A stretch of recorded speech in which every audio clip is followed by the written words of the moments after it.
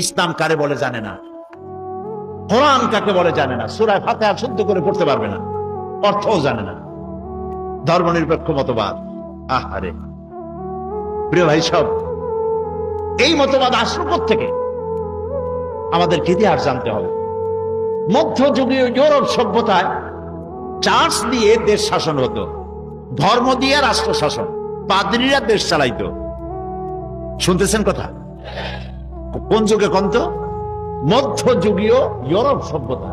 তখন চার্চ দিয়ে পাদ্রীরা, তারা ধর্ম দিয়ে রাষ্ট্র পরিচালনা করত। তখন তারা নারীদেরকে বলতো, মেয়ে লোকদেরকে বলতো শয়তানের ব্রোকার, শয়তানের দালাল।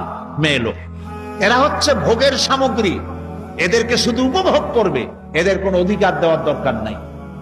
কিভাবে শয়তানের দালাল?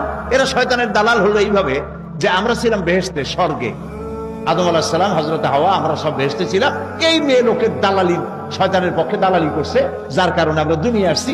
কাজে এগুলার যত পারো এর থেকে দূরে থাকো, শুধু ভোগের সামগ্রী হিসেবে রাখো, বাকি এদের সাথে সম্পর্ক রাখো না। টাকা পয়সা, ঘর বাড়ি, কেনা বেচা, ভোট ইত্যাদি কোনো অধিকার নারীদের দিও না। এভাবে নারীদের উপর অত্যাচার করলো।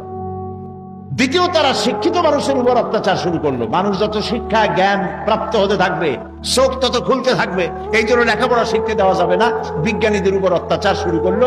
এমনকি গ্যালিলিওর মতো একজন নাম করা বিজ্ঞানীকে একটি সত্য উচ্চারণের কারণে বিষ পানে তাকে হত্যা করা হলো। এগুলো কি বানায় বলতেছি না? ইতিহাস, ইতিহাস।